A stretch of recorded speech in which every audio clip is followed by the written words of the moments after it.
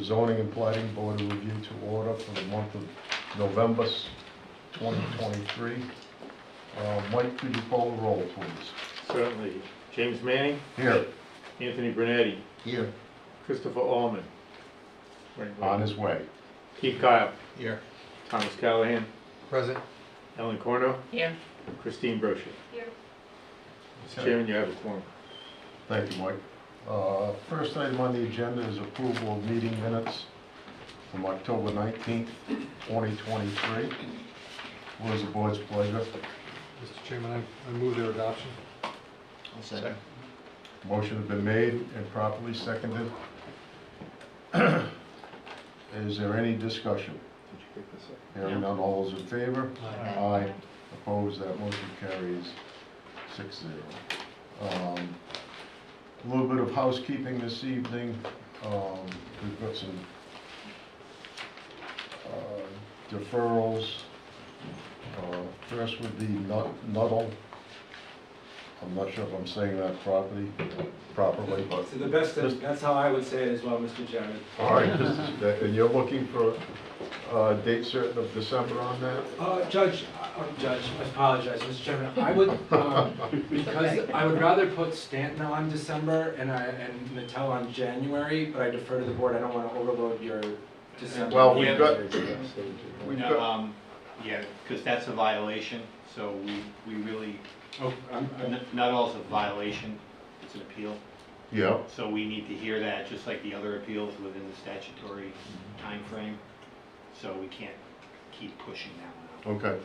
Well, we've got room on the December anyway, so I would prefer to move that to a date certain of December 14th. Chair would entertain a motion. So move. Second. Any discussion? Hearing none, all those in favor? Aye. Aye. Opposed, that motion carries 6-0. And you also have Stanton. yes, we're modifying the plans. We're excited to come back to the board after meeting with the planning board. We'd love December meeting on that one if the board will permit it. Okay. Chair would entertain a motion of date certain of December 14th, 2023. So moved. Second. Any discussion? Hearing none, all those in favor? Aye. Aye. Opposed, that motion carries 6. Thank you, Mr. Chairman, members of the board. I hope you have a short evening. Okay. And Mr. Craver. On Doherty. I always thought you were the chairman, but now that I know you're a judge. Well, got let's not demoted. go there. The whole law degree thing didn't stand in your way of becoming a judge. Yes, we went back, we modified the plans. This is not a stick-built situation, it's a pre-made. So we have yet to meet with the folks that are going to build it with our new plan. So we wanted to be ready for you, and we're not ready tonight. We just recently received the plans. So it sounds like December is the time you have some time for it to hear us. So we would take the December date. Oh, you, okay. Yeah. Well, Chair, we'll give it to you then. Chair will give you, entertain a motion to move Doherty to a date certain of 12/14. So move. Second. Any discussion? Hearing none, all those in favor? Aye. Aye. Opposed, that motion carries 6-0. Thank you, Your Honor. You're welcome, Mr. President. Happy Thanksgiving. All right, Chris is here.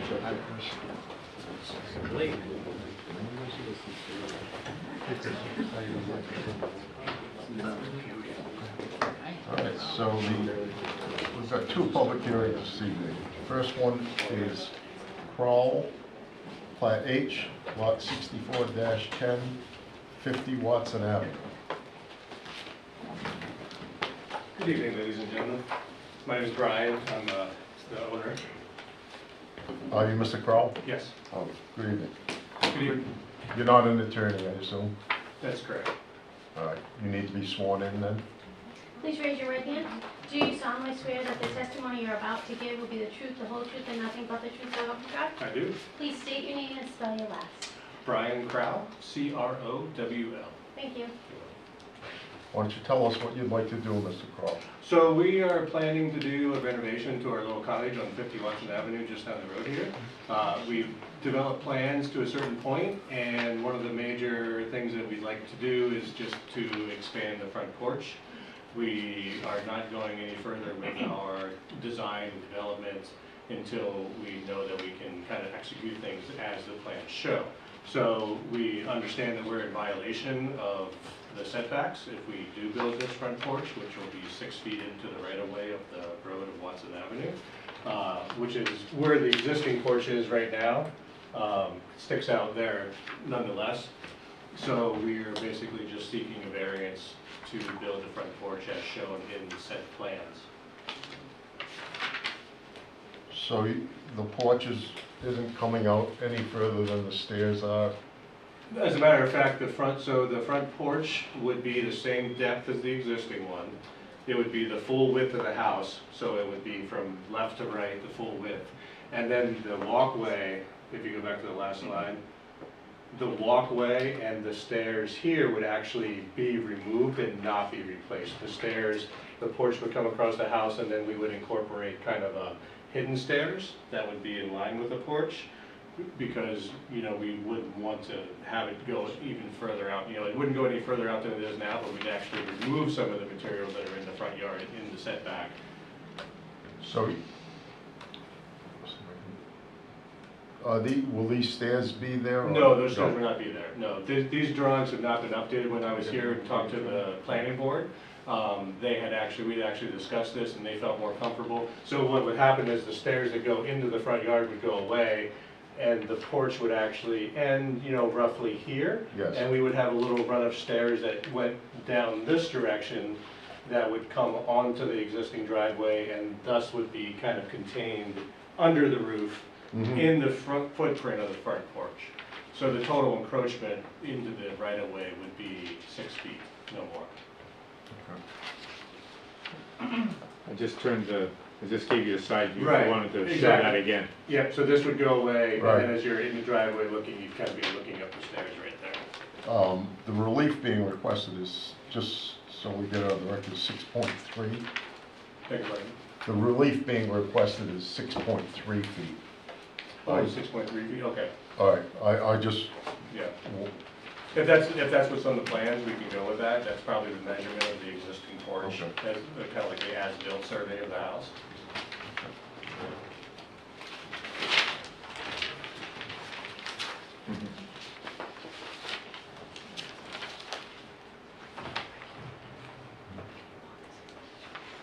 and I assume you did not build this house, Correct, okay? So you didn't situate it where it is. correct. Yeah, we were a little surprised to find that the front of the foundation is literally on the setback line. See. I don't see a measurement there.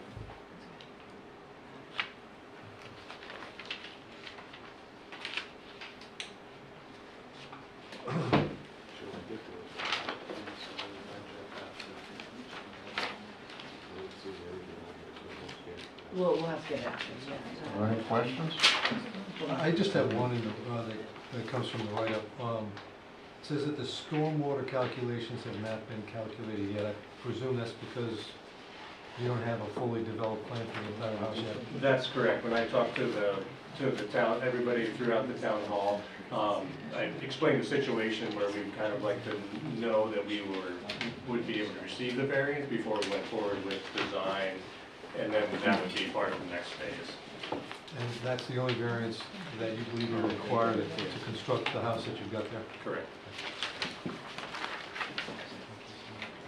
So I just have a question. So if you're not gonna have the porch the full length of the house, how big is the porch gonna be? Oh, I'm sorry. So the porch, the proposed porch is the full length of the house.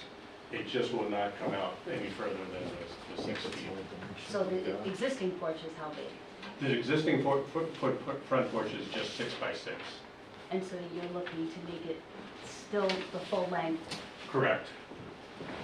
Correct. So this will be the front of the house. So the existing porch is kind of like, you know, just a 6 by 6 square centered in the house, and we'd be looking to do the porch from one end of the house to the other.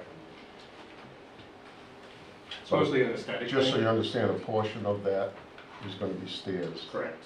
It's gonna, from the street, it'll look as if it's a Tyree's porch, but the stairs will be built into the right-hand side of it. So, Okay. So even the existing porch that you have there now is encroaching into the setback, right? Yes, So you're- even more so because the front steps go Right. another 6 feet out into the right of way. So you're gonna be basically diminishing that, and you're just extending it the length of the house. Right, it's going from side to side. And it's mostly just, it's just a purely aesthetic thing. You know, we tried to design the house to expand, but also keep it kind of tasteful for the neighborhood. And, a lot of the houses, around town, like have that classic cape, with the full front porch, and that's just kind of what we were going for. So that's the background of why we're expanding the front porch. Yeah, Yeah. okay. Anyone else? No. All right, thank you, Mr. Cole. Appreciate it. Thank you. All right, is there anyone who would like to speak in favor of this proposal? Is there anyone who is opposed that would like to speak? Okay. Chair would entertain a motion that we close this public hearing. So moved. Second? Motion has been made and properly seconded. Is there any discussion? Hearing none, all those in favor? Aye. Opposed, that motion carries 5-0. Okay. In regards to Crowell, what is the board's pleasure? Mr. Chairman, we have project summary dated September 20th, 2023 for Crowell, tax assessors plat H, lot 64-10. Location is 50 Watson Avenue. The applicant is requesting to demolish the existing dwelling and construct a new dwelling, I believe on the same footprint. Yes, on the same footprint. But is requesting to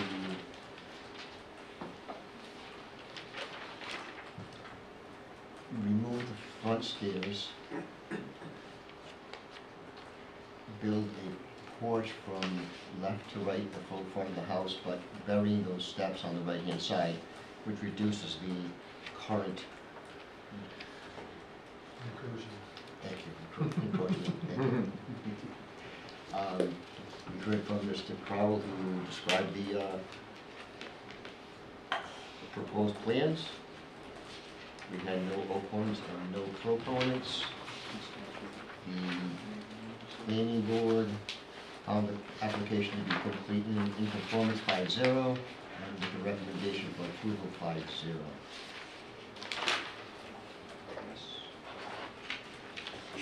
Those are my findings of fact. Second that motion.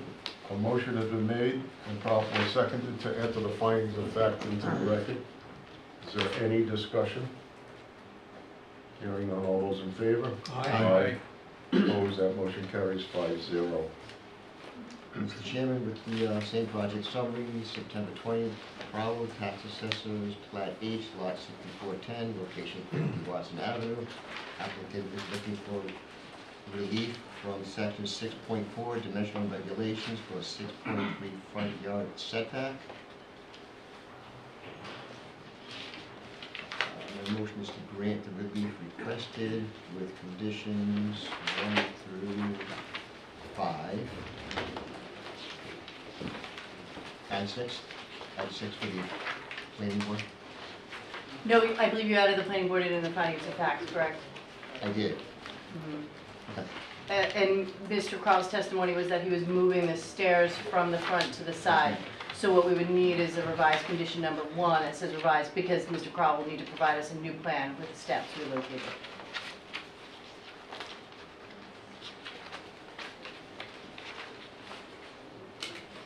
Since your decision is Revised. based on a plan that you do not have in front of you tonight. I was just reading one. Thank you.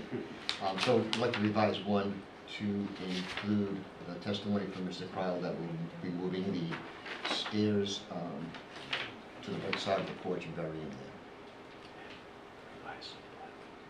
Oh, and yes, and we need a revised site plan prior to, well, as soon as possible, actually, correct. soon as possible, for the revised site, the revised site plans, as soon as you get them. A revised site plan? Yep. Sure. Okay, that will be the motion. The, just a question? Yes, The Mr. revised Crowe. site question, meaning the, like the surveyor's site plan that we're looking at right now? Yes, Okay, Yes, just indicating that the stairs would be in said location? yes. Okay, thank you. I'll second that. A motion has been made and properly seconded to grant the relief requested with conditions. Is there any discussion? Hearing none, all those in favor? Aye. Opposed? That motion carries 5-0. Good luck, Mr. Crowe. Thank you very much. Have a nice evening. You too. Okay, next item on the agenda. Next, the final, yes. Is Carter, Plat N, Lot 318-42, located at 53 Southwest Road.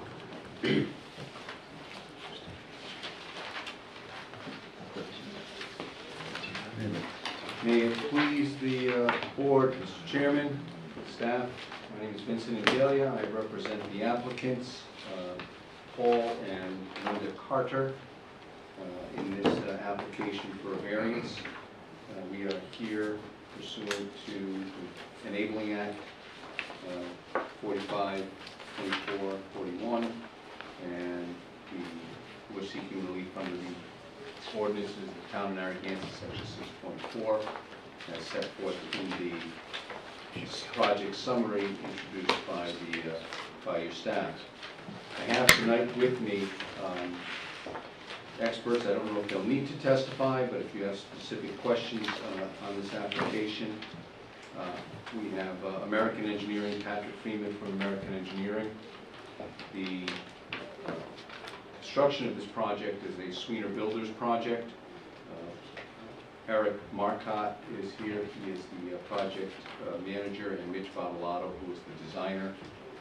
Essentially, this is a 10,004 square foot lot in a R10 zone. It's got a slight hockey stick to it at the location. The variance is so that they can remove an existing front deck, which would be, always wanted to use this. So the front yard is over here on Southwest Road. As you can see, it also circles over here. I think it's called Oceans. Ocean, I don't know what the name of that is. Ocean View, I think. Ocean Look. Mike, come on. Nice job, Mike. I honestly did not do that to you, Vin. I was just for those people who know, we've known each other a while. It would be a great thing to be playing with you, but the computer's been acting up. I'll Is bring this it back up. retribution? Or? Yeah. Well, it should be. I assure you it's not. Give me a minute. I apologize. But that's okay. I'm sure most of you have reviewed your packets. You can see that on the front yard, there is a small deck with stairs. It comes right up to the front yard. And it comes off the house, which is right on the setback line, and it comes off the setback line approximately, I want to say 3 to 4 feet. They're proposing to tear that down and put a deck that doesn't really come out any farther than that, but it will run the length of the property. And the backyard. Where do you want to go? I got photos and then I got site plans. What would you like? Why don't you go back to the site plan, Mike, if that's okay? Or just the aerial? Yeah, sure. So you can't really see it here. We'll get to another picture, but right here's where I was talking about. They've got a front small deck with stairs that come up over here. They're going to tear that down. They're going to put a deck that's roughly the same length and it's going to run along the side of the house. That juts out already into the front yard setback, and we're asking for that relief. You can see it right here. Ooh, go back. Right here. So we're talking about ripping this down, and then it's going to run along the whole front of the house here. It already falls into the front yard setback there. We have ample parking here, then you come along over onto the Ocean View Drive, and there's parking on that side. Mike, can you go to the backyard of anything? There's the front, right? So they already have a building permit for for the property. We're just waiting for the final building permit on finishing these decks. This is showing the backside. And this is the backside here. If you stay right there for a second, Mike. Yeah. I think this is the backside. Is this the backside? Yes. So right over here, right where this lull is sitting, this is where there's an existing bump out. Help me with guys. Yeah, it's like it's a dug stairway. Well, Yeah, you'll have to swear in on it, Yes. but he's right, it's a dug-in bulkhead. It's a bulkhead. A bulkhead, thank you. And that bulkhead currently comes up and runs left this way. Now it's just gonna come straight out. It's a better construction process, gives them a way to get down into the stairs, the basement fully. And that ends up jutting out several feet into the side yard setback over here. Or it's the rear of the house, the rear yard setback. So those are essentially what we have going. This deck here that you see right as well, when you come down the stairs, it's literally a triangle of space, probably no bigger than this podium that I'm at. It also juts out into the side yard setback as well, but it keeps the stairs equal. As you may be aware, the planning board, one of the members is very concerned on side yard setbacks regarding fire access, Dr. O'Neill, and we satisfied him at the planning board that if there were a fire, and as you can see here, there's ample room for a fire ladder to get up and down in order to access the property. This is taking an older house, rebuilding it. The uniqueness of this property, again, is because of that hockey-shaped lot. The owners did not create that lot size. That was done many, many years ago when the town gave the development its development approvals. And if I were to guess, more likely than not, they had this last 10,000 square feet, and they got that hockey stick in there, which basically takes about 300, 400 square feet of the entire property and makes it relatively useless for construction or dimensional side relief, which is why I'm here before you asking for this extra 3.5 feet on the front and whatnot. In terms of lot coverage, another issue that is the folks that recommended favorably here take seriously. They found that currently there is 1,700 square feet of total lot coverage, or 17.6%. And while there is going to be an increase because the front yard deck also has a roof over it, and that would count, and in back as well, that increases to 21.3%. So we're well within it, and we meet the requirements to the extent that we already have water, sewer. This is not a situation where we have to worry about a septic system or setbacks for that.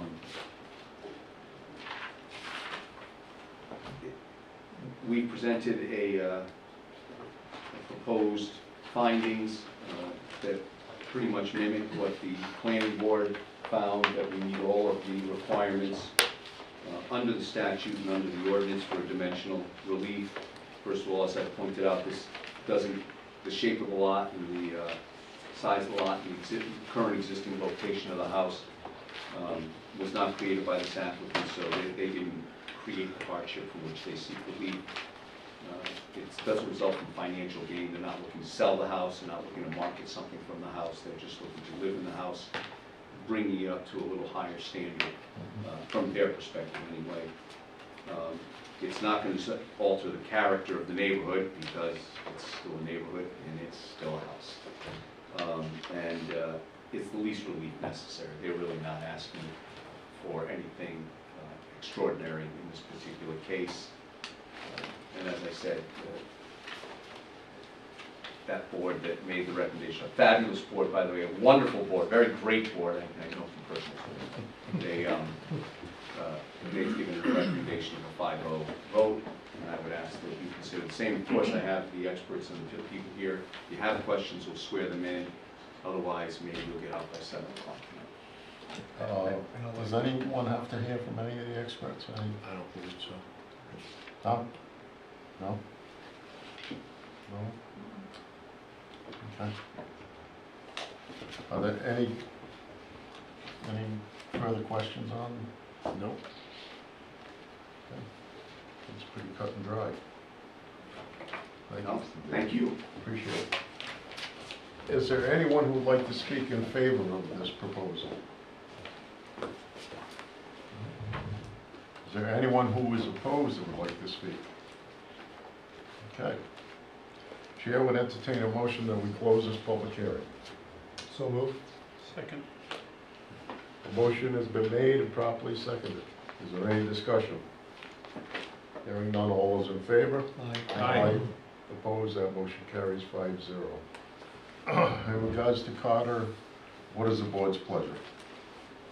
Mr. Chairman, members of the board, I'd like to make a motion to adopt the findings of fact outlined in the project summary dated November 12th, 2023.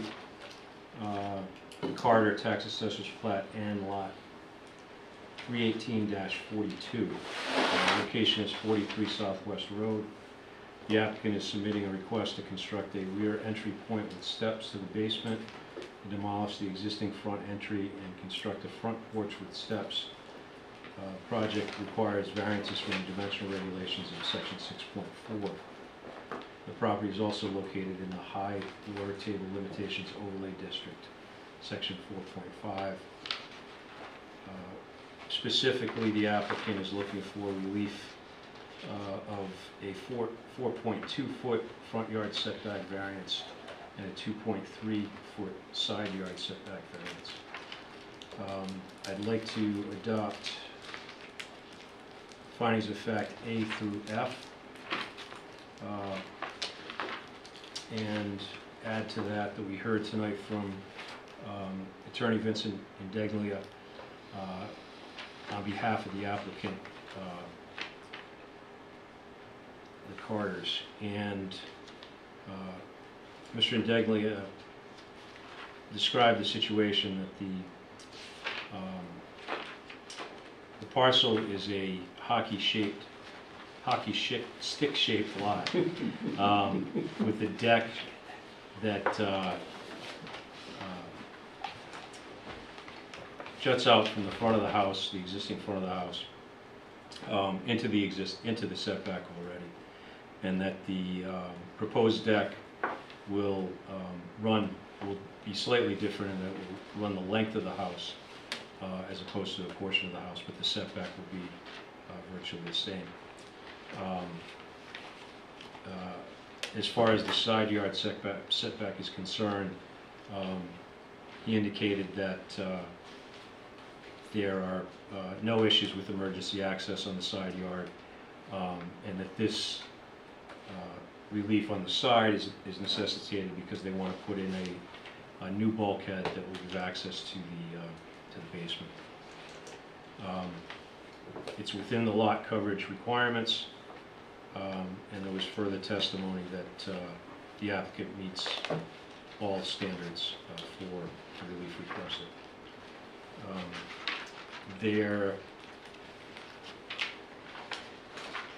The planning board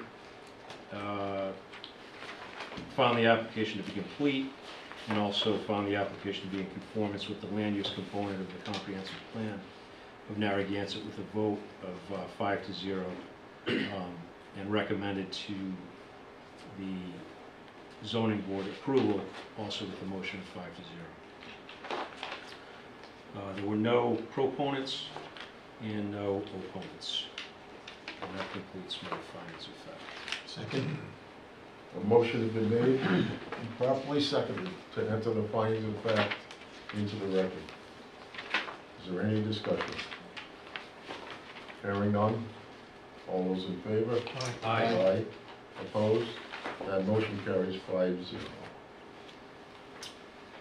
Mr. Chairman, members of the board, again with respect to project summary Carter Tax Assessor's Plat and Lot 318-42, I'd like to make a motion to approve the relief requested, specifically from section 6.4 dimensional regulations, a 4.2 foot front yard setback variance and a 2.3 side yard setback variance. I think the testimony and presentation from Attorney Indeglia tonight covered all of the issues that we would be concerned about, and it's clear that the standards to be met and granting the relief requested are being met. Yeah, thank you. Subject to conditions 1 through 6 of the project summary. I'll second. Motion made and properly seconded to grant the relief requested with conditions. Is there any discussion? Hearing none, all those in favor? Aye. Aye. Opposed? That motion carries 5-0. Good luck. Thank you very much, ladies and gentlemen. Councilors? Enjoy your evening. Oh, no. No, I. Good, how are you? Good day. You want to see the presentation?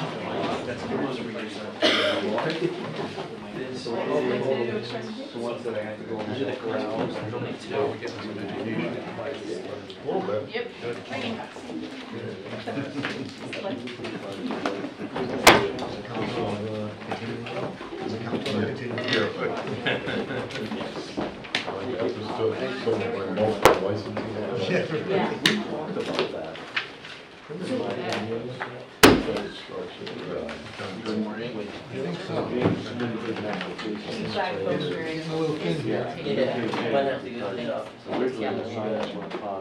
It wasn't private, right. Is there any ink in there? No.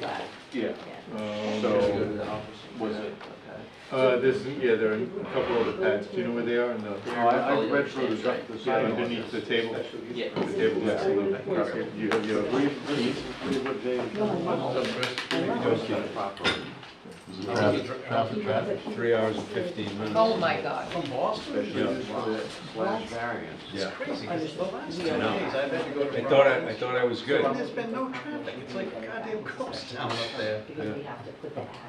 You're not a problem. It will. No, this is real big. My office is a problem. I was surprised yesterday. A dimensional variance. It was nothing, yeah. So they just. When I was leaving, I thought I had plenty of time. Yeah, I was up around, I went up around Yeah. noontime yesterday and stayed till after. Really? Yeah. Yeah. I was in Providence yesterday. Traffic was not bad at all. No, it wasn't, yesterday wasn't bad. Yeah, yeah, But it requires a special use I don't permit. think So. Providence more than that size. It's just, you just never know when coming out of Boston. It's like, One accident. Whole argument between going to I had my Waze on. All right, Showed me you're that on. in 45 minutes. Yeah. Where did that come from? We'll get it done before the end of the night. Yeah. I have it right now. Yeah, so if it does say special use permit.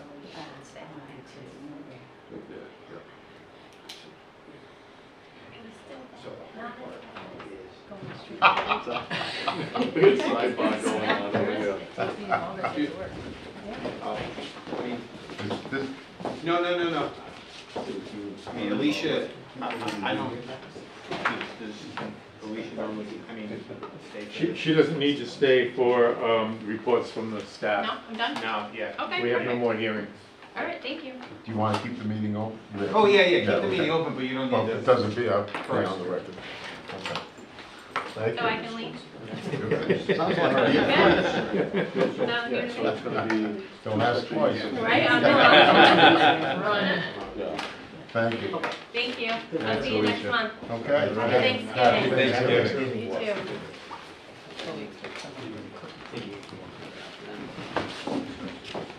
Did that one have enough things on it? Yes. We got it. I'm gonna leave this one in. Yeah. So he's not stamping the crowd.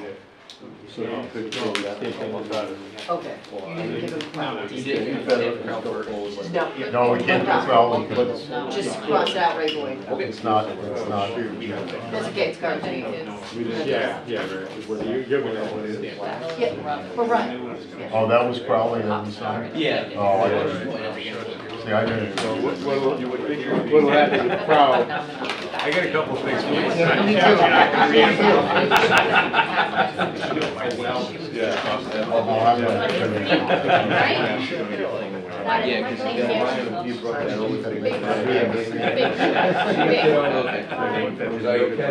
Oh, yeah. Safety and food problem. Well, We give them that. And then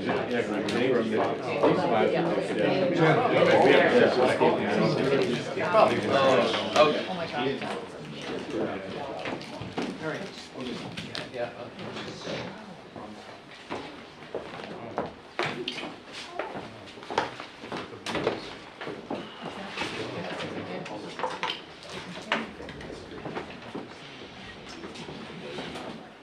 Are you waiting for me?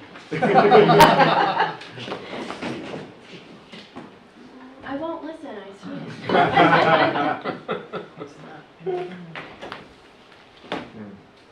Set. Ready, Mr. Chairman? We have Who's two got the reports. floor? I'm sorry? Oh, Well, you're up first. The other one is just your 2024 schedule, which is not a fraction. Right. So you have in your packet, your agenda, your schedule for 2024.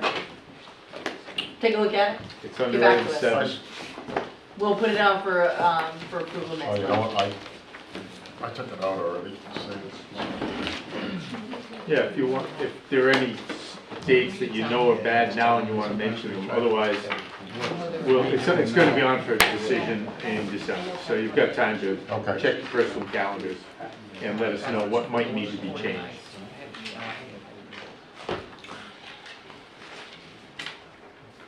So, whenever you're ready. We're ready, Mike. Okay, you knew this was coming, right? Yep. All right, this is essentially the same presentation I gave to the planning board and the town council, so, although I'm not gonna bore you with the subdivision stuff. Thank you. Yeah. So in 2023, the General Assembly passed 10 bills. You see them up there. Related to zoning, there were two, 6059 and 6090. Related to low mod income housing, which is a different section of the code, the chapter 53. There was 6081. 6058 was passed for inclusionary zoning, and we'll talk about that in a moment. And then there were other bills passed, a very lengthy bill, 6061, was passed and amended significant components of the subdivision and land development regulations. There were two passed for amending the comprehensive plan, and mostly procedural stuff there, not vast changes in what needs to be in a comp plan, but what, how shortly after a comp plan is approved, that mapping needs to be updated, how, if your comp plan is not updated after 12 years of being in effect, you cannot rely on it as foundation for a decision, a land use decision. They're only supposed to be good for 10 years and updated within the 10-year window. I can't remember if it was 6085 or 6086 that puts in this 12-year window, so they give a 2-year grace period built in. And then there are several others, 6060, 83, 84, and 85, addressing other procedural elements that we're not going to discuss. So we're going to focus our attention on the top 3 out of the top 4. And what we've done as a staff working with Steve Marcella, Wayne, the board itself, planning board members actually made it possible for us to meet these deadlines. We took the board, convinced the board, I should say, to divide into subcommittees, and they divided into 3 subcommittees to address the three headings here. You know, Rupert is here in the audience. He was on 1 or 2 of the subcommittees, I've forgotten. And they did some of the real heavy lifting, actually doing some of the writing and everything. So it was very important that we had all hands on deck. So we wound up, we thought we were writing 5 ordinances. We narrowed it down to 3 because we incorporated 3 elements into the zoning regulation: the required provisions and standards, the low mod income provisions and standards, which was originally drafted as a separate standalone and then got incorporated into the primary ordinance we were drafting for the zoning, and then the special use permit criteria. We'll get into that briefly. We drafted a second ordinance just addressing discretionary standards. We'll talk about that in a minute. And then a third ordinance, we're not going to get into too much, but you should be aware that the subdivision and land development regulations now have 2 new subsections in them: Unified Development Review and Development Plan Review. Development Plan Review is kind of, to use a vernacular, it's kind of like subdivision light, or land development light. It's for smaller, moderate-sized developments, but they still have to go through planning board approval, or planning staff approval, depending upon what trigger mechanisms get you there. Unified Development Review is very interesting because it's a step inserted into the subdivision process. Similar to, and you folks are probably somewhat aware of this, when we do comprehensive permits, affordable housing development plans that go to the planning board, under the comprehensive permit law, the planning board is authorized to grant zoning relief. So you never see comprehensive permits here, even though they're requesting density, they might be requesting frontage, setbacks, lot width, or whatever. You don't see those here because under the current law that's been on the books for several years now, the planning board is authorized to grant zoning relief. Unified Development Review is the same thing for subdivisions that are not, or land developments that are not comprehensive permits. So if someone comes in with a 10-lot subdivision and they need some form of zoning relief, whether it's frontage, width, or whatever, that will all be handled with the planning board through this Unified Development Review process. This is not something we dreamt up. This is something that this General Assembly has given to us as a tool. And there are several different process changes that I won't get into that have to do with how the planning board and the staff interact in reviewing and approving subdivisions and land developments.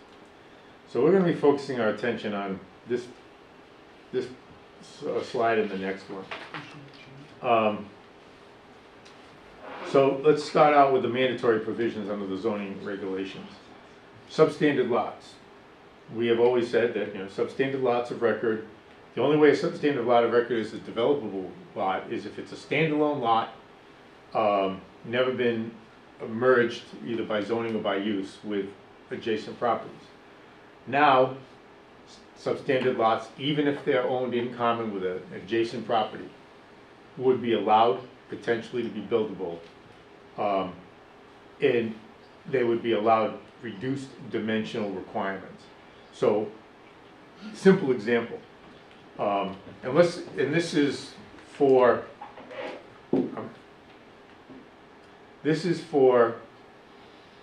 even standalone substandard lots. Now we have section 6.5 of the code, which has the reduced setbacks for substandard lots. Most communities don't have that. And because of this, the General Assembly felt it was necessary to put in these reduced dimensional requirements. The way they wrote it, and it's interesting because, I'll tell you in a minute, the way they wrote it, the setbacks and all the dimensional requirements are reduced proportionally by the amount that the lot is substandard to zoning. Kind of complicated. If you got a 5,000 square foot lot in an R10 zone, all your setbacks are 50%. That's what it is. You got a 4,500 square foot lot, all your setbacks are 45%. That's what it is under the state law. Whether it's a standalone lot or if it's substandard lots of record side by side. So that's something new that we have to wrestle with. I'm going to jump down to the fourth bullet because in my introduction I was actually thinking of this. These two things are somewhat related. It revises the standard for the merger clause. And the merger clause, as I mentioned before, used to say if you own 2 or more lots that are substandard, they add up to the number of parcels that meet or exceed the minimum zoning requirement. Now that's not necessary. And what they have put in for the revised standard is that your lot could be considered standalone, your substandard lot, and so you have 2 substandard lots, could be considered as individual buildable lots if their area is equal to the lots, 50% of the lots within 200 feet of the parcel. So you're looking around at the parcel and it's a 5,000 square foot lot in an R10 zone. And you do the 200-foot radius, you look at all those lots in the 200-foot radius, and let's just say there's 20 of them. If 10 of them are 5,000 square feet or less, then your 5,000 square foot lots, 2 of them, are buildable lots individually. That's another new thing that they threw at us. What's really interesting about the reduced dimensional requirements in this merger clause is our 6.5 is actually a little bit more lenient than their reduced dimensional requirements in some ways. But we have to now adopt that and get rid of section 6.5 as we know it. This will take its place. So Mike, what happens, for example, if you've got a substandard, if you've got a 5,000 square foot lot in an R80, is it 50% of what the R80 is? It's 1/40th. No, 1/20th. Whatever 80 divided by 5 is. Yeah, all the dimensional requirements are significantly reduced. Joe? Right, so the example I would give with the R80 lot is a 7,500 square foot lot and an R80 is about 90% deficient of the zone. So the way that the new law is written, it's the deficiency based on the zone that the lot is in. So 5,000 square feet in an R10, that's 50%. But in the 7,500 case, it would be 90% deficient of an R80 zone. So if you think about, and what that means is right now, a 7,500 square foot lot would get 25% lot coverage in our modified dimensional regulations. But that's from our table. When you look at what the lot coverage is allowed in an R80, it's 10%. So even a 90% deficient lot gets an additional 9%, gets up to 19%. But also the setbacks also get cut. The setbacks go significantly way back. Yeah, the setbacks go way back. I should have used That's going to trigger a request for relief then at that point, correct? Only if in that case you're over 19%, but the setbacks become, the setbacks are pretty severe. Right. Because, Well, I can imagine. I mean, if it's based on an R80. Well, already setbacks are greater, but in that example, that extreme example, that 90% of, 90% of what's a front yard setback, 40 feet or something, I think the side is 40. I think yeah, 40, so it goes to like 4.5 feet or something. Yeah. That would get reduced by that percentage. Yeah. 40 Yes. yard could go down to 8 feet or whatever the calculation would be. Or That's right. It appears that, that's the way we've looked at it right now. We haven't had one come in yet. And the intention, I think, is to try to make lots that are somewhat buildable, but might be, located, in the wrong zone by the owner's perspective. Make them possible to be built on without having to come here for the kind of relief that you folks are routinely asked for. Is it a great idea? I get the concept. I would have liked to have some input to the mathematics of it because I think it should have been just a little, it could have been significantly stricter and still provided area and relief from area and setbacks to make a property beneficial, available for beneficial use. We didn't get that opportunity. It doesn't work in the R80, R40 zones with small No. lots. The math doesn't work. Yeah. I mean, it works in an R10. Yeah. Yeah, it can.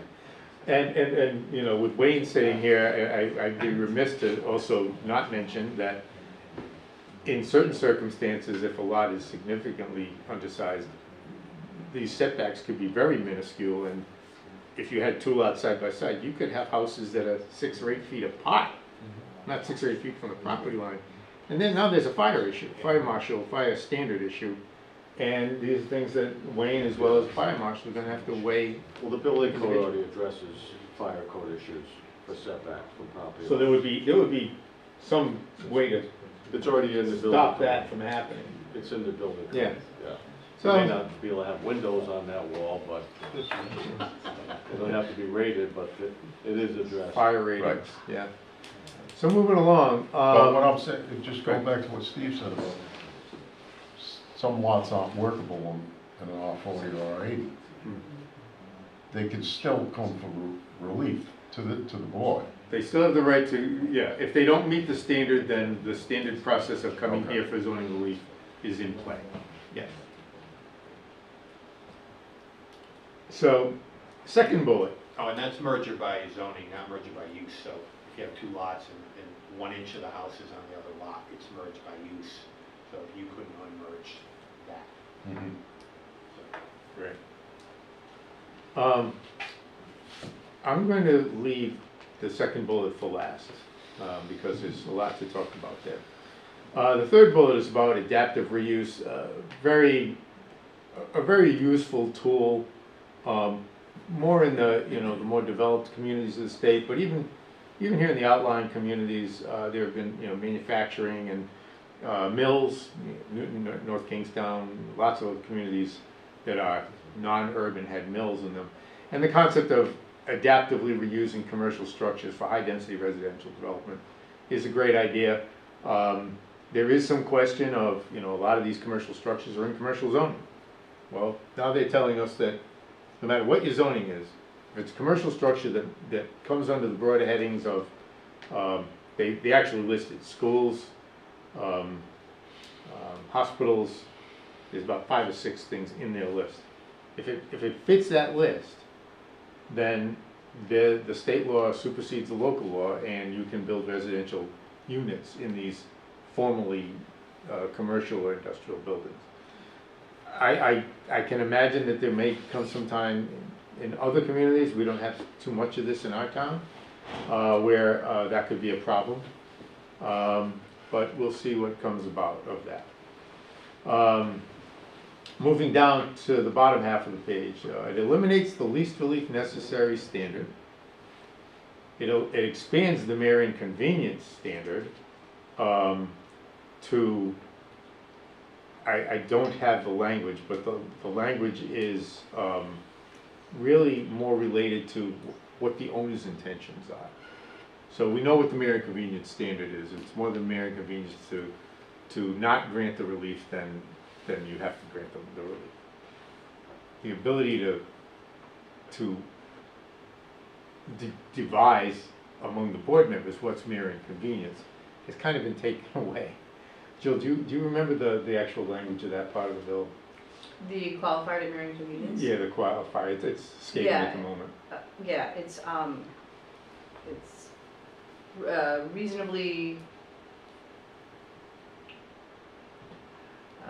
reasonable use for what the property is proposed to be devoted.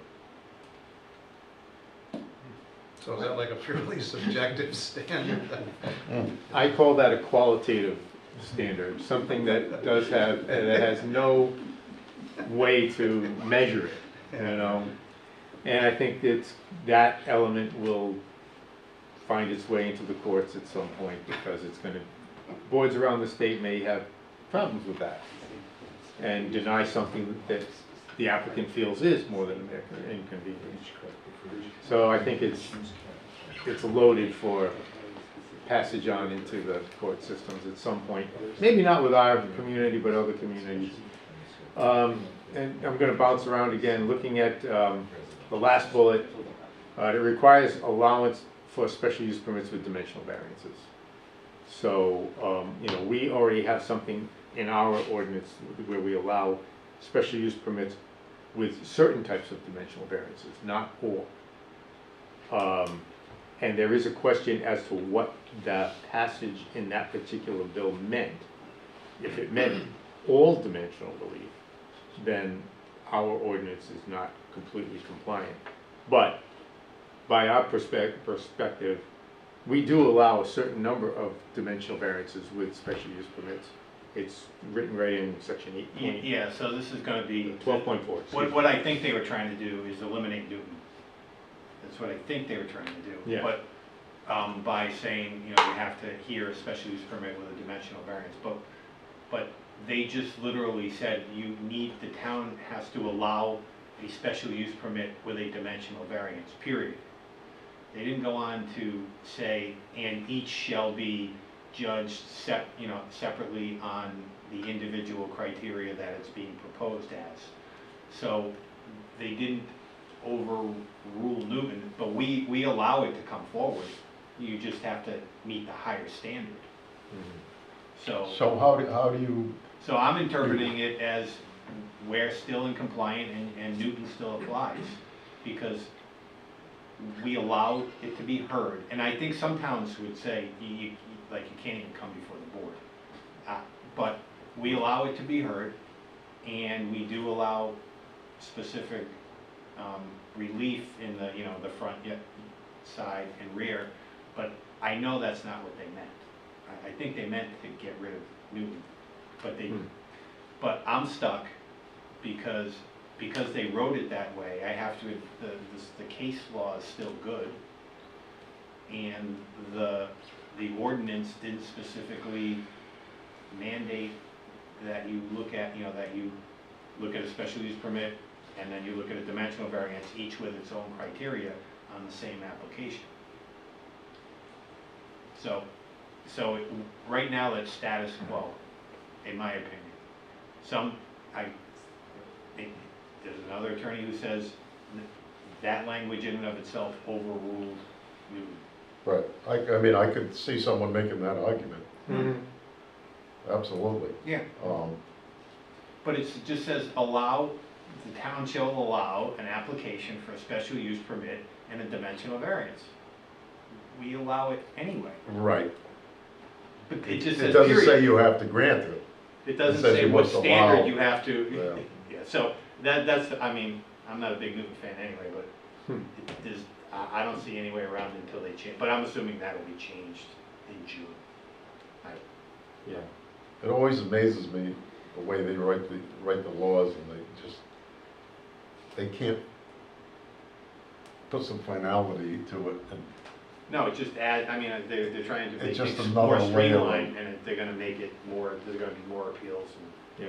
Come on, Jim, you're taking away my income. well, Lawyers make money. I know who writes them. That's- This will be 10 years of litigation. You said it. So we got two more bullets to cover, and then there's one more slide. The second from the bottom, special use permits. The state law was the new, one of those bills, I think it was 6059, stated that we had to require specific criteria for every special use permit that we have. And if you look at section, the table of uses, we have 11 pages of uses. I can't remember how many was it, 9 categories of zoning. And to their credit, staff, the planning board subcommittee went and looked at every single one of them. We wrote how many pages worth of special use permit I don't standards? know, 1226 to 1232, so 5 separate sections, additional sections, So, additional sections. Additional. Additional, not including the special use permit sections that already exist in your ordinance. right. 5 separate, so 26 to 32, yeah. And what's really interesting, I think, about this is, I think they wanted to encourage communities to get rid of special use permits or significantly reduce them, and either make these special use permit things, uses permitted by right or denied. Many communities did that. Many communities just went down and said, okay, we're gonna change this to a P instead of an X, we're gonna change this one to an X instead of an S, and that's how they simplified it. Yeah, so in Cranston, if we didn't have criteria for a special use permit, like with telecommunications or car dealerships, they literally went through and picked yes or no. Boom, boom, boom. So they didn't come up with any new criteria, which I think is what the legislature here, we actually came up with the criteria, and we weren't the only town to do that, so. Right. But I think they were thinking most communities would kind of throw their hands in the air and say, okay, let's pick either yes or no, approve or not approve. We went the extra mile and we drafted all these specific criteria that you will eventually see, when somebody comes in for one of these and They don't meet every single one of the criteria. You're gonna be reading about it and saying, oh, look, a whole new set of criteria for, you know. Yep. Yeah. Water Could holes. you just give us an example of that? I'm getting confused. Are these like different Copies of it? standards that we have to apply for granting or denying a special use permit? Yeah. Depending Yes. upon what the special use permit was asking for, That's right. what the use is. And it's specific to each individual particular use. So, for example, animal husbandry, the breeding or raising of animals on your property, that requires a special use permit, but there were no standards for it. So we wrote standards. Lot size, setbacks, what type of, I don't know if we could, I don't know if we did fencing or animals or what types of animals, but there are now standards for that. So before it was the general conformance with the comprehensive Right, that's what I plan, mean. So not, those aren't not, gonna apply anymore. not injurious to the neighborhood. They still apply, we reference them as the general, as sort of the overarching criteria, and then specific standards for each special use permit. Not all of the special use permits got standards. I don't think we came up with standards for indoor horse rings in Galilee. We just couldn't come up with those at that point in time, but we will eventually. Yeah. There were several that we thought were of lesser concern because we don't expect them to happen. And we've put a reserved, tag on each of these if possible. Like taxi stands. Taxi stands, Mhm. yeah. So you will get to see those in the new and improved zoning code when we get it done. There's so much going on, so much change happening in this code. When it's done and it's approved, we're gonna have to print up all new copies for all of you folks. It's not gonna be like pull out one page and put in. So we'll be going through several reams of paper, printing up this stuff, and you'll get new copies. And we'll point out where you need to look for the new special use permit standards. The last bullet is the second one from the top, and I said I could save that for last because it's somewhat controversial. Those of you who work in the zoning world outside of here know that the zoning enabling law has allowed for modifications, and I put quotation marks there, since 1991. And what's a modification? It's the authorization that the building official or zoning enforcement officer, in our town it's the same guy, can issue relief, modest relief, to setbacks or any sort of, anything that's dimensional, up to 25% of that dimensional requirement. So using the 10-foot side yard setback in a R10 zone, 2.5 feet, if we had a modifications ordinance in place, 2.5 feet would have been in the hands of Wayne to issue that relief. The guy's sun deck is sticking 2 feet into the setback. Now, the provisions in the current law state that the applicant still had to file the application, provide notification radius map, and notify the property owners within the radius, the 200-foot radius, and then wait 30 days. If after 30 days there were no comments or concerns, then the building official will be allowed to issue the permit. But it has been an option. It always said the communities may put into place modifications, yada, yada, yada, tons of language. Well, they changed it to shall. And they said that we have to provide for dimensional relief up to 5% with no notification at all, and between 5 and 15% with notification and a 14-day response time. And between 15 and 25%, that is still optional. That's up to the towns. So the planning board took offense at this and felt as though that's compromising our regulations. It's basically effectively turning a 10-foot side yard setback into an 8.5-foot side yard setback. And as you know, we have dimensional standards all over the code, not just on 6.4. So they got to work and they wrote changes that would increase all of these dimensional standards by 15%. That has been drafted into a separate ordinance that is going to go in front of the town council.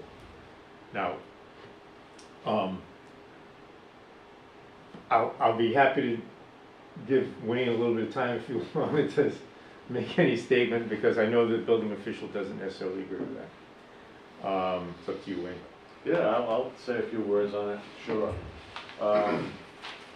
You know, there's currently a standard in place right now for dimensional relief. It's before the board here. For any relief, 15%, 20, 25. The new state law would provide for up to 15%. Currently, under the current regulations, an application would be submitted to apply for a variance, say 15% to the zoning board currently. A legal ad has to be placed, and a 200-foot abutter notification has to take place. And then it's heard before the planning board, then as an advisory, then comes to the zoning board. The state adopted this provision so that someone could seek up to 15% by going directly to my office. They still have to fill out an application. They still have to do a legal ad. Instead of doing the 200-foot notification, it would be the immediate abutters. I left that out. And there's the 14-day period. And if there's no objectors, then I would grant up to 15% of relief. If there are objectors, it automatically reverts back to the zoning board for a full hearing. I feel as though, you know, both of them are almost identical in what's required.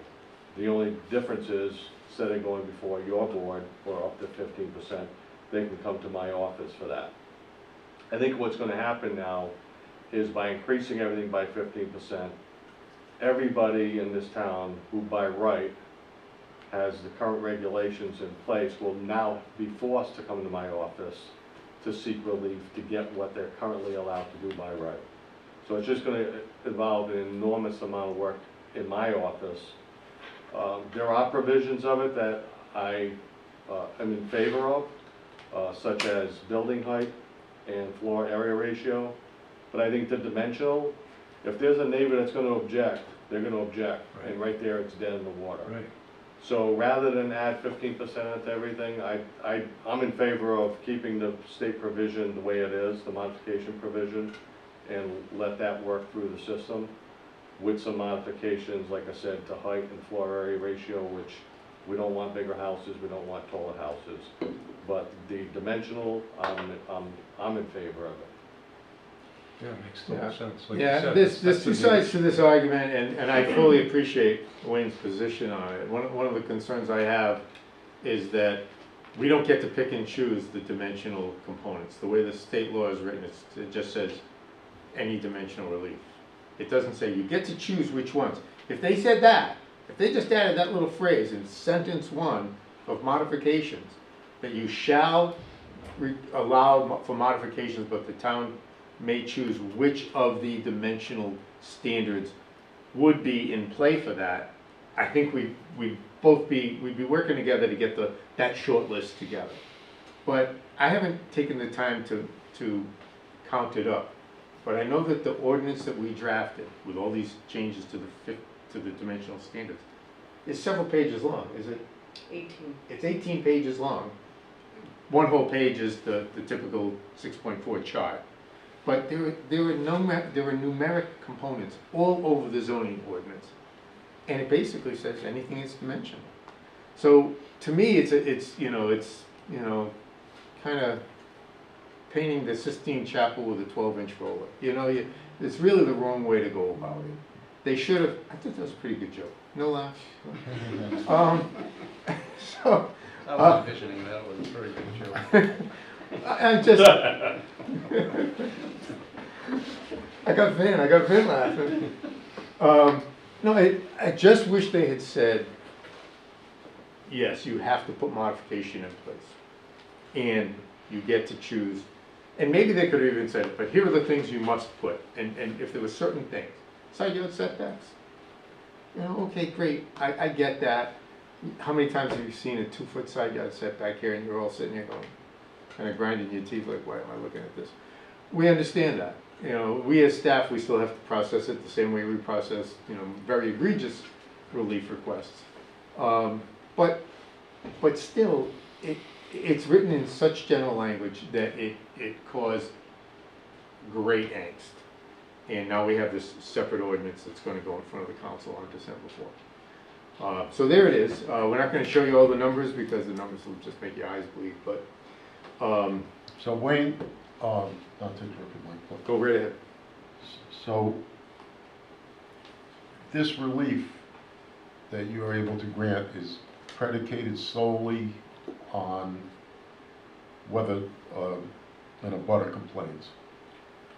Or, There are standards in the state Yeah, law. there are some standards in the bill, but as far as it stopping or being not granted, it's pretty vague, it's pretty vague. but I mean, if it's something that you look at and you're very uncomfortable with, do you I have the option of rejecting. passing it on to, or having them apply to the board? I don't know, I'm not.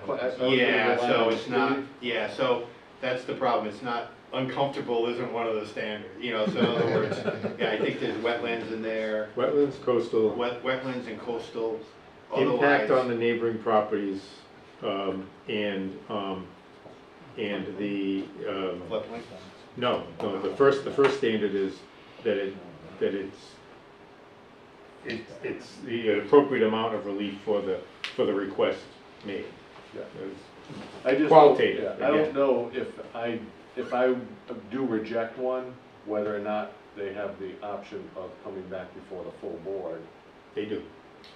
Yeah, so then it would be an administrative appeal, And then we'll come before the board. as an appeal. As an Not- appeal not as versus- a- Appeal of my decision. Appeal is a decision of the building official rather than zoning, at Well, which point, if you upheld them, then it would have to come here before zone, I mean, I think it might be a variance. I think they might have put in language that keeps it in the It becomes variance, a variance. in the variance vein. I don't have it in front of me. But there is some criteria, but it's not, the standards are not really, the bar is not high. That's true. And that's the part that bothered me. I was looking up the standards and I thought, two of them are qualitative, and two of them are, one is about wetlands and one is about coastal, both of which have regulatory provisions that need to be resolved, you know, either here or at CRMC or DEM. So that would take them out of the administrative review. But again, I believe that if the language of that particular component of, it was Bill 6059, were just slightly amended, I think a lot of people would breathe a lot easier. Building officials, the planning people, zoning board members. And I'm going to be drafting up some language and sending it to one or more legislators, asking them to consider it. So we'll see what happens. You know, I don't have a whole lot of clout, but I'm still gonna do it. Because I see the value of modification. City of Warwick has had it since the beginning. Town of Westerly's been doing it for several years. I'm not sure about any others. Those are the two that I've had direct involvement with. And they like it. It reduces the burden on this board to, you know, looking at these small projects, that the majority of which are all approved anyway, right? So I get that, but the way it's written and the standard, the part that bothers me the most about it is that they say you have to waive your standard. Your standard is authorized elsewhere in the bill. You have the right to put dimensional requirements in, and you get to put in numbers. But then it says, oh, but by the way, you have to waive them. To me, that's an overstep of the legislative body. And, you know, I'm no lawyer. But I think a savvy lawyer would take that to court and say, you can't do that. So, I might be wrong, I'm looking at them. It's not performing, Mike. Thank you, Your Honor. So, one more slide. This is the discretionary provisions.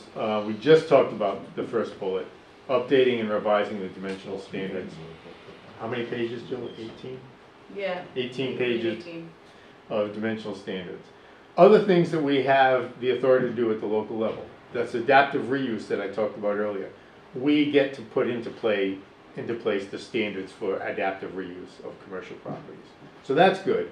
We can narrow it, we can be broad with it, we can maybe be narrow in certain zones and broader in other zones. And we have drafted some language. It's fairly basic. It might benefit by being expanded a little bit. The third bullet says that we get to define the categories of projects that are eligible for DPR. Remember, I mentioned development plan review, or what I call land development light. The state law is allowing us to create two categories, major and minor. And major would be, have to go to planning board, and minor would come to the staff and get approved through administrative process. So we have that in our favor, and we've written up some criteria on that. Install procedures for unified development review, I just mentioned that to you. It's been drafted and is sitting in the subdivision laws, regulations, because it is part of the subdivisions deck. And we drafted some standards for that. And then inclusionary zoning, I mentioned earlier on that I mentioned this to you later on. We have an inclusionary zoning ordinance in the code now. It's obsolete. It doesn't comply even with the current state enabling, never mind the one that will be in place on January 1st. What has happened is one of these bills amended the process and, most importantly, the standards of inclusionary zoning. So the current law encourages you to give density bonuses in inclusionary zoning. Now they're saying you have to give density bonuses. Okay, they're mandating it. And they mandate it on a formula that's based on two different things. First of all, the development has to have 25% or more affordable units. Now, the current inclusionary zoning law is 10%. So it bumps that up, which we all felt was a good idea. Planning board was supportive of that idea. If you're going to get an inclusionary zoning development, the more affordable is the better, right? But then the other aspect of it is, and you see in the second bullet there, it mandates a density bonus of 2 market rate units for every low mod income unit. So in order to make both of those two things happen, I ran calculations on a 6-unit development, a 10-unit development, and a, I don't know, 15-unit development. In all cases, you have to quadruple the zoning density. So on a 6-unit development, you have to get to 24 units to meet the 25% and the 2-for-1. And I think that's a bridge too far. So thankfully, even though they mandate all this stuff to us, inclusionary zoning was not made mandatory. All that was made mandatory was the formula. So we're dropping inclusionary zoning completely out of the zoning code. We're literally suggesting, if the town council agrees with us, to eliminate that whole subsection, just erase it.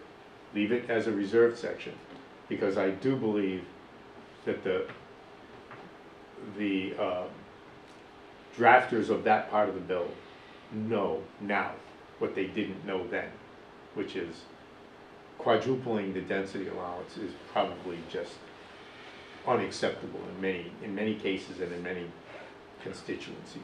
So I have a suspicion they're going to be rewriting that and changing the calculation. So we can go a year without inclusionary zoning. I have a suspicion we're going to see a bill come through this spring, and maybe we'll reconsider at that point. But it's still, I don't know if I spoke wrongly, if I said inclusionary zoning was mandatory. If I did, I was wrong. It still is an optional allowance under this zoning enabling law, but if you put it in place, you have to follow these things. It's the same thing with fee in lieu. Fee in lieu has requirements that we have to follow a formula that the state designates. Fee in lieu has to do with developments, comprehensive permits, and if a developer wants to pay the town a fee instead of build the affordable unit, well, the fee is nowhere near what it would cost to build the unit. Thankfully, fee in lieu is still voluntary, so we don't have it in our code. So, Mike, is that That's density bonus after the developer meets the minimum 25% LMI? You know what I'm saying? yes. Is it after they exceed that, if they add another LMI unit, they get I guess, 2 market rate units in this development? Is that what it That's means? the way I read it, although I have read it the other way and run the numbers, and it only doubles your density if you read it the other way. If the LMI is a part of the formula. But I read a bunch of numbers and I just thought, there was no way I could look at it, change my mindset and interpret it differently, run the calculation and still feel a level of comfort. And I've been wanting to update and improve our inclusionary zoning ordinance. But under these circumstances, as long as it's optional, my suggestion is erase it out of the code, come back in a year and see what happens. I'm almost sure we'll have a changed ordinance, or changed statute by then. Other than that, nothing's changed.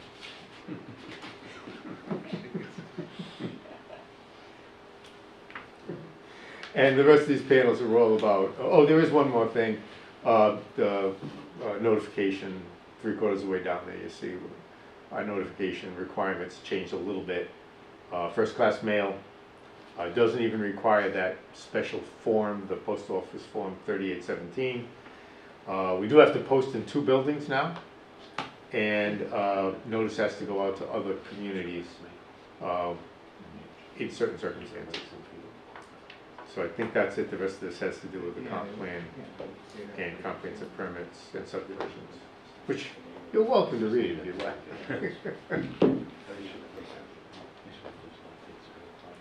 So that's our update for you folks. There's a lot there. We have copies of the ordinances, draft ordinances, if you want to see them, and if you're interested in weighing in. Or you can come to the town council meeting on December 4th and voice your constitutional right to be heard. Is the planning board having a public hearing as well? Planning board's having a subdivision public hearing. What day is that? November 27th. The Monday after the holiday. Yeah, they don't, on zoning, they don't hold a bona fide public hearing, but on subdivision regulations, they do. So it's been advertised, be advertised 2 more times, and that hearing will be Monday after the holiday. And then the council's meeting, council's advertisement should be in this Friday's newspaper, right? Tomorrow. Yes, and 2 more times. And where do you see how big that one is? It's a big advertisement. And the hearing is on the 4th. All to meet our December 31 deadline. Does Narragansett not have administrative subdivisions? Yes, we do. No, I'm just asking because I didn't see it up there. I don't know. So we do have them. Yeah. Oh, yeah, it's not here. What's That remains interesting is, unchanged, so administrative subdivisions, true administrative subdivisions where they're not creating additional house lots, going to run the same course. But minor subdivisions now can go be approved administratively in certain circumstances. So that puts more burden on staff.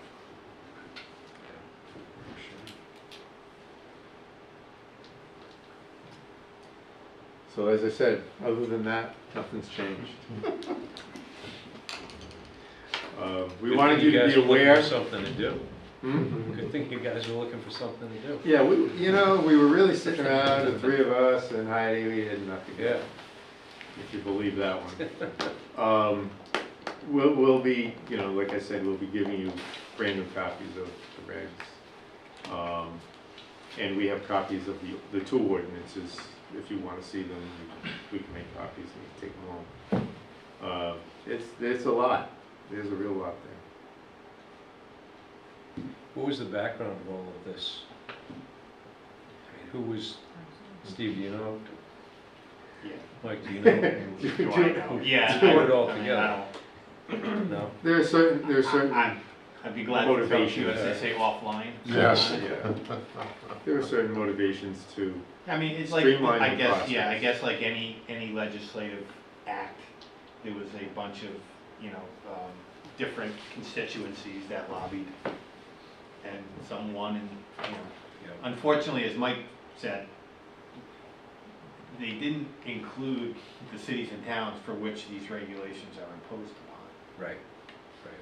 That's kind of the problem with it, is, maybe the affordable people got it, and the developers got it, and you know, and certain other groups got it, but the towns weren't really involved, and we're the ones Right. that are enacting it, having to deal with it legally, having to deal with it both from staff, you know, the work, the administrative work that's being put on, even if even if our, you know, I mean, Wayne's is immense. So, you know, it takes pressure off the zoning board, but it adds it to, and, you know, adds it to staff, and, you know, now the towns will have to fund positions. Right. Yeah. This is definitely creating more work. And they shrunk the response time. So, you know, like 30 days to 14 days, so now, you know, if someone submits something and you don't get back to them in 10 days, it's granted. So, right. That's the second problem. Yeah, yeah. It's really quite onerous to neighborhoods, you know, and I think people will find out if particularly if some bad ones get approved. You know, what's a bad one? It's all relative, but yeah. So it would have been nice if the General Assembly had said, you know, we've got these great ideas. We want to hold some workshops around the state. We'll hold one in the North End. We'll hold one down in Newport. We'll hold one in South County. You know, we'll sit and we'll listen. Yeah, right. You know, but they didn't do any of that. So this is what we got, and we have to be ready to roll. The subdivision stuff is going to come in late, because we have to hold this public hearing on the 27th, and then that has to be transmitted to council, has to be advertised yet again, and then the whole council process of a hearing and 2 readings is going to take us into January. So, so we're going to be behind, but we did the best we could. I don't see the state having the wherewithal to come out and find some way to issue a violation on us. But the zoning stuff is all in line to be ready and done by the end of next month.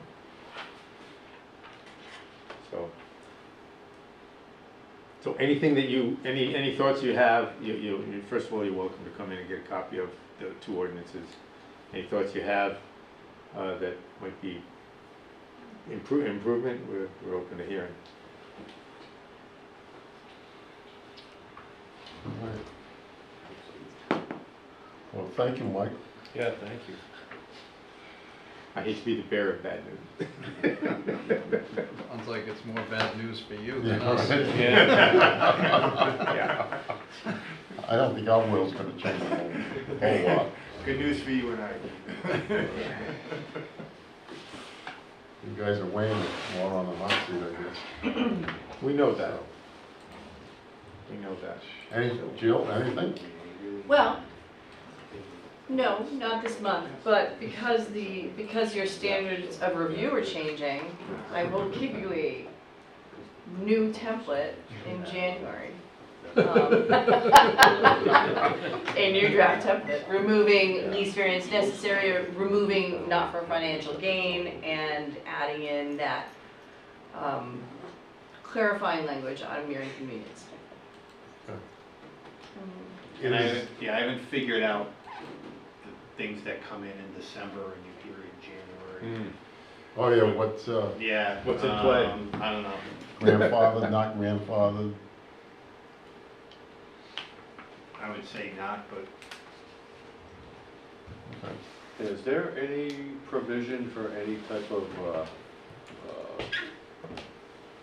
not grandfathering, but grace period for this with projects? So we're gonna have that same issue with bulk zoning. There's gonna be a lot of mad people that have projects that are not aware of these regulations. yeah, no, it's So- no grace period. Drop dead date. It's just gonna take effect.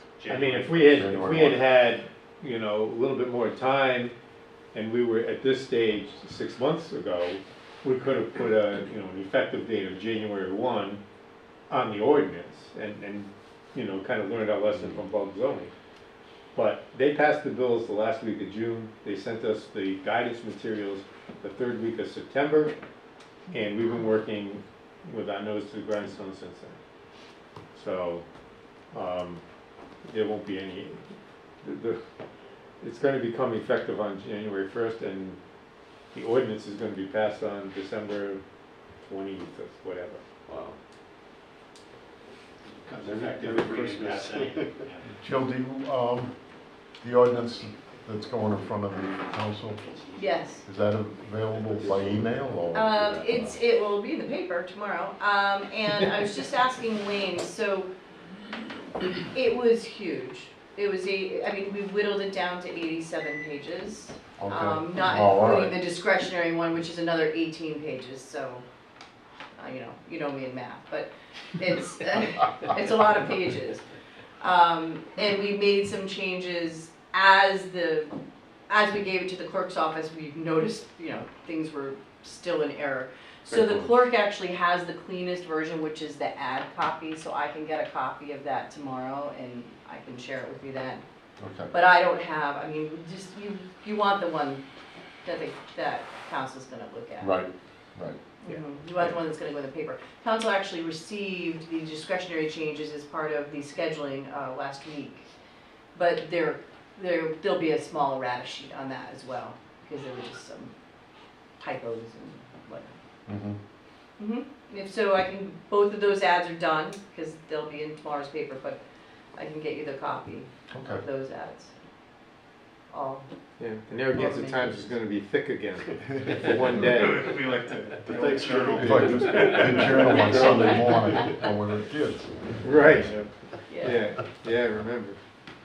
All right. It's gonna look Anything like else? Isn't that enough? Really? Really? You want more? Give you the opportunity, but. Right, no, Mr. Chairman, I will have an updated,